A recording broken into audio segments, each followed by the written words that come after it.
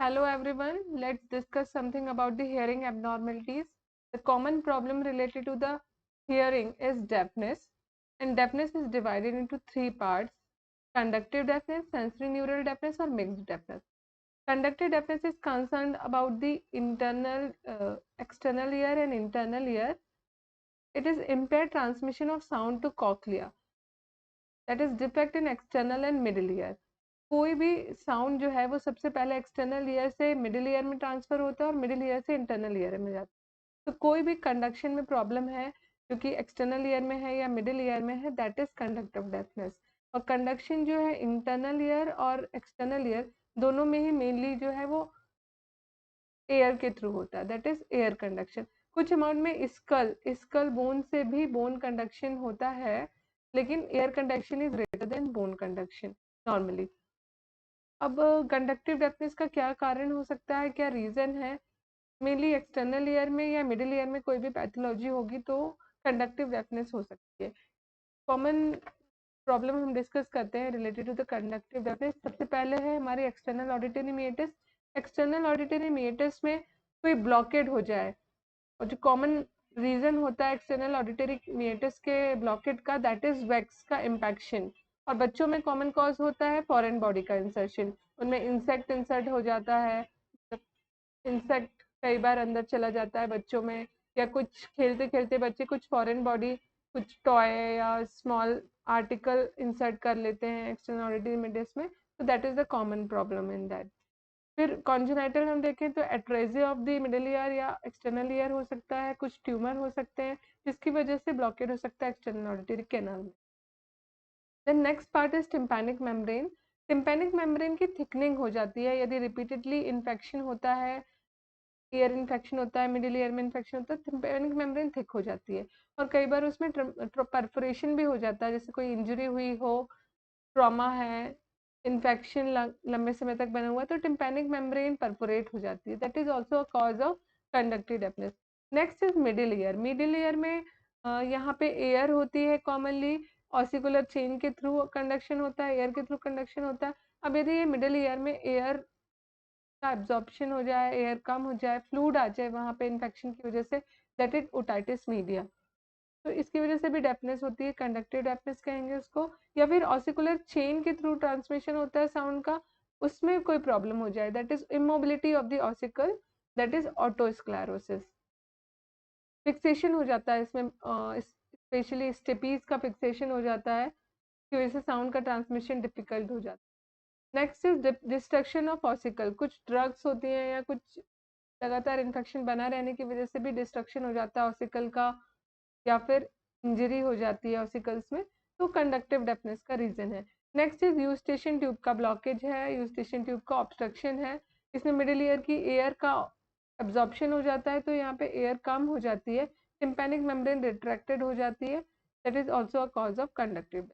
This is the cause of conductive deafness which is commonly due to difficulty or impaired transmission of sound to cochlea through external and middle ear.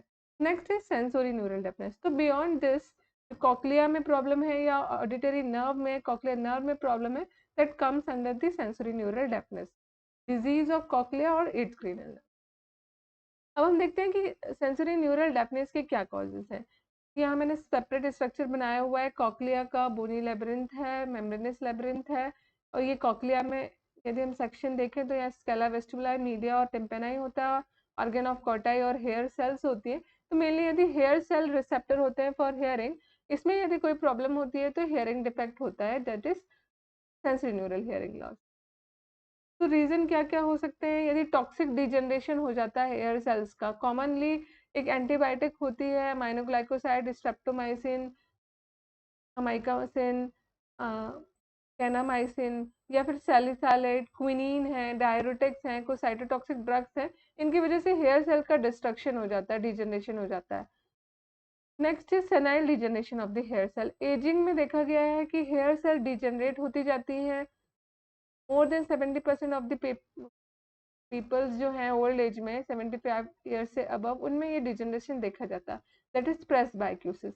या फिर loud noise की exposure होने से भी hair cell का damage हो जाता है, तो इस कंडीशन में सेंसरी न्यूरल हेयरिंग लॉस होगा। नेक्स्ट इज यदि कॉक्लियर नर्व का ट्यूमर हो, इट्स क्रेनियल नर्व का tumour, that is acoustic neuroma, या फिर ऑडिटरी पाथवे का डिस्ट्रक्शन हो जाए किसी इंजरी की वजह से, या फिर ये बोनी लेब्रिंथ या मेम्ब्रेनस लेब्रिंथ में इन्फ्लेमेशन हो जाए, इन्फेक्शन हो जाए, लेब्रिंथाइटिस, या एंडोलिम्फेटिक सैक होता है यहाँ उसकी स्वेलिंग हो जाती है तो कंडक्शन प्रॉपर नहीं हो पाता है, या नर्व का कंप्रेशन हो रहा हो। मिनियस डिजीज में वर्टाइगो, डेफनेस और टिनाइटिस, ये 3 सिम्टम्स मिलते हैं मिनियर डिजीज। तो मिनियर डिजीज भी common problem for sensorial hearing loss.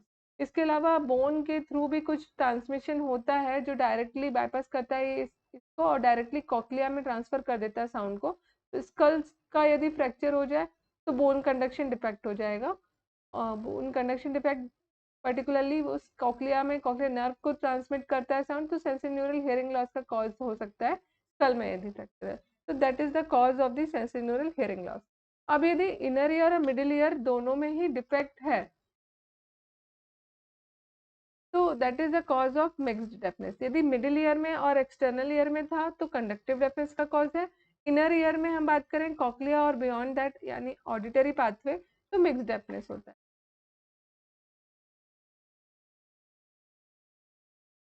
Here we are seeing mixed deafness affect both middle ear and inner ear. Mixed deafness में सिंड्रोमिक और नॉन सिंड्रोमिक कॉज हो सकते हैं। सिंड्रोमिक जिसमें सिस्टमिक प्रॉब्लम भी हो रही है, ऐसे प्रोटीन में डिफेक्ट हो रहा है जो सिस्टम्स में इन्वॉल्व है, like mutation in sulphate transport protein. इसमें पेंड्रेट सिंड्रोम होता है जिसमें थायराइड की भी प्रॉब्लम होती है चिल्ड्रन में, और हियरिंग में भी प्रॉब्लम होती है, हियरिंग डिफेक्ट भी होता है, दैट इज पेंड्रेट सिंड्रोम। KVLQ-T1 ये एक प्रोटीन होता है जो प्रेजेंट होता है स्ट्राइवोस्क्लेरिस में, जो कि potassium increase concentration of potassium in endolymph के लिए रिस्पॉन्सिबल होता है। और यदि पोटेशियम बॉडी में नॉर्मल होता है तो क्यूटी इंटरवल नॉर्मल होता है इन हार्ट। लेकिन यदि इसमें इस प्रोटीन में कोई डिफेक्ट हो जाए तो पोटेशियम का लेवल हाई हो जाएगा, क्यूटी प्रोलॉन्गेशन हो जाएगा जो वेंट्रिकुलर एरिथमिया कराएगा, और इसकी वजह से डेफनेस भी होगी क्योंकि एंडोकॉक्लियर पोटेंशियल जो है वो डिस्टर्ब हो जाएगा, तो इसमें डेफनेस भी होती है। देन एक बार्टिन प्रोटीन होता है उसमें डिफेक्ट होता है तो डेफनेस होती है, प्लस रीनल प्रॉब्लम भी होती है, इसको बार्टिन सिंड्रोम कहते हैं। तो that is the cause of the syndromic defect in mix deafness. फिर नॉन सिंड्रोमिक डेफनेस की बात करें तो कुछ हेयर सेल्स में यदि कुछ प्रोटीन्स में म्यूटेशन होते हैं, पर्टिकुलरली कोनेक्सिन 26 प्रोटीन होता है, क्योंकि यहाँ पोटेशियम हेयर सेल्स में केटायन चैनल पोटेशियम चैनल के लिए इंपॉर्टेंट होता है, इससे पोटेशियम की इनसाइड एंट्री होती है। इसमें कुछ डिफेक्ट हो जाए सपोर्टिंग सेल से पोटेशियम अंदर नहीं आ पाता है, रिसाइकलिंग नहीं हो पाती है पोटेशियम की। मायोसिन 7A प्रोटीन है जो हेयर सेल्स में एक्टिन के लिए रिस्पॉन्सिबल है। मायोसिन 1B है जो कि टिपलिंग में केटायन की मूवमेंट के लिए इंपॉर्टेंट होता है, तो इसमें टिपलिंग में डिफेक्ट हो जाएगा। मायोसिन 6 प्रोटीन है जो कि सीलिया फॉर्मेशन के लिए इंपॉर्टेंट होता है। अल्फा टेक्टिन जो टेक्टोरियल मेम्ब्रेन की प्रोटीन है, तो इससे ऑर्गन ऑफ कॉर्टाई और हेयर सेल्स में डिफेक्ट होता है पर्टिकुलर। तो ये कॉजेज है मिक्स्ड डेफनेस। नेक्स्ट जो हेयरिंग एबनॉर्मलिटी है apart from deafness that is tinnitus. Tinnitus में क्या होता है कि कोई एक्सटर्नल स्टिमुलाई भी नहीं है फिर भी कुछ सेंसेशन आ रहे हैं, एबनॉर्मल साउंड आ रहे हैं ईयर में, that is ringing type of sensation in the ear. It is due to the irritative stimulation of the inner ear और द कॉक्लियर नर्व। तो इनर ईयर या कॉक्लियर नर्व में कुछ इरिटेटिव स्टिमुलाई है, उनमें अंदर ही कुछ ऐसी प्रॉब्लम है जिसकी वजह से उसका कंटिन्यूसली स्टिमुलेशन हो रहा है और रिंगिंग सेंसेशन आ रहा है, तो दैट इज द टिनाइटिस। अब हम डेफनेस में ट्रीटमेंट में बात करें तो जैसे कि हमने कंडक्टिव डेफनेस में देखा कुछ डेफनेस जो होती है वो ट्रीटेबल होती है, जैसे कि यहाँ पे वैक्स का इम्पैक्शन है तो हम वैक्स का रिमूवल कर सकते हैं, फॉरेन बॉडी का इमीडिएटली रिमूवल कर दें, या ट्यूमर का सर्जिकली रिसेक्शन पॉसिबल हो तो उसको कर दें। परफोरेशन हो गया है टिम्पैनिक मेम्ब्रेन में तो हम टिम्पैनोप्लास्टी मायरिंगोप्लास्टी कर सकते हैं, ऑसिकुलर चेन का रिकंस्ट्रक्शन कर सकते हैं, तो टिम्पैनोप्लास्टी मायरिंगोप्लास्टी हो गया। फिर इसका यदि फिक्सेशन हो गया है तो इसमें हम ऑसिकुलर चेन का फिक्सेशन कर सकते हैं, स्टेशन ट्यूब में ऑब्स्ट्रक्शन को रिमूव कर सकते हैं। यहाँ पे यदि हेयर सेल में कुछ प्रॉब्लम है तो एक हेयरिंग एड यूज कर सकते हैं। हियरिंग एड क्या करता है, साउंड का ट्रांसमिशन में स्कल में मेस्टोइड प्रोसेस में उसको इंसर्ट कर दिया जाता है, मतलब का इम्प्लांट कर इंसर्ट कर दिया जाता है, तो स्कल के थ्रू ट्रांसमिशन हो जाता है हेयरिंग एड से। इसके अलावा एक होता है कॉक्लियर इम्प्लांट, जो कि कॉमनली सक्सेसफुल एक ट्रीटमेंट है इसका, कि यदि ऑर्गन हेयर सेल्स में मिक्स डेफनेस या सेंसरी न्यूरल डेफनेस में ऑर्गन हेयर सेल्स में कोई डिफेक्ट है, तो इसमें under the skin hearing implant, cochlear implant का इम्प्लांट कर दिया जाता है, जो कि ऑर्गन ऑफ कोटाई या हेयरिंग सेल के जैसे एक्ट करता है, और वो मैकेनिकल एनर्जी को इलेक्ट्रिकल एनर्जी में कन्वर्ट कर देता है। तो कॉक्लियर इम्प्लांट इसका ट्रीटमेंट है। तो that is about the hearing abnormality, particularly conductive deafness और sensory neural deafness and mixed deafness और टिनाइटस देखा हमने। अब नेक्स्ट पार्ट में हम डिस्कस करेंगे अबाउट द हियरिंग टेस्ट, कि कैसे हम टेस्ट कर सकते हैं कि हियरिंग नॉर्मल है या एबनॉर्मल है। Before that I want to tell about something, masking. What is masking? Masking में क्या होता है कि यदि कोई लो फ्रिक्वेंसी के साउंड भी हैं, हाई फ्रिक्वेंसी के साउंड भी हैं एनवायरनमेंट में, तो लो फ्रिक्वेंसी के साउंड जो होते हैं वो हाई फ्रिक्वेंसी के साउंड का हियरिंग थ्रेशोल्ड इंक्रीज कर देते हैं, जिससे प्रॉपर कन्वर्सेशनल साउंड जो है वो हियर करना पॉसिबल नहीं हो पाता है।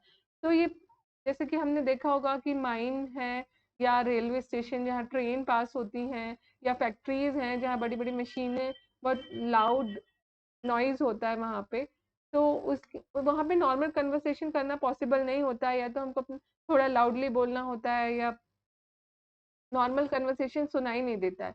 तो दैट इज बिकॉज ऑफ कि लो फ्रिक्वेंसी साउंड की प्रेजेंस में हाई फ्रिक्वेंसी साउंड जो है वो सुनाई नहीं देते, उनका थ्रेशोल्ड बढ़ जाता है, वो नॉइज की तरह एक्ट करता है low frequency sound, that is known as white noise. तो ऐसा क्यों होता है? क्योंकि जो ये लो फ्रिक्वेंसी साउंड होते हैं, ये जो रिफ्रैक्टरी पीरियड में चल रहे हैं ऑडिटरी रिसेप्टर या नर्व फाइबर, उनको भी स्टिमुलेट कर देता है, जिससे कि हाई फ्रिक्वेंसी साउंड के लिए थ्रेशोल्ड इंक्रीज हो जाता है। तो masking is hearing threshold for a given sound increases in the presence of background noise, that is low frequency sound known as white noise. अब कंडक्टिव डेफनेस में हम देखते हैं कि कंडक्टिव डेफनेस में साउंड बेटर हर्ड होता है in defective ear due to masking, क्योंकि यदि कंडक्टिव डेफनेस है, मतलब एयर कंडक्शन पॉसिबल नहीं है, तो जो बोन कंडक्शन के थ्रू थोड़ा बहुत ट्रांसमिशन हो रहा है साउंड का, वो और अच्छा हो पाएगा। क्योंकि अब एयर कंडक्शन के थ्रू यदि कोई लो फ्रिक्वेंसी साउंड आ रहे थे और बोन के थ्रू भी आ रहे थे, तो लो फ्रिक्वेंसी की प्रेजेंस में या एनवायरमेंटल नॉइज की प्रेजेंस में वो बोन कंडक्शन से जो ट्रांसमिशन हो रहा था वो प्रॉपर नहीं हो रहा था। लेकिन अब एनवायरमेंटल नॉइज एयर के थ्रू एंटर नहीं कर रही है, तो अब ऐसे डिफेक्टिव एयर में जिसमें एयर कंडक्शन अच्छा नहीं है, उसमें बेटर साउंड हर्ड होगा कंडक्टिव डेफनेस में यदि बोन कंडक्शन। तो दैट इज मास्किंग, जिसमें इन्वायरमेंटल नॉइज की प्रेजेंस में कंडक्टिव डेफनेस में बेटर हर्ड होता है साउंड। और इसका रीजन हमने देखा कि क्या रीजन होता है। हम नेक्स्ट पार्ट में डिस्कस करेंगे अबाउट द हेयर इफेक्ट।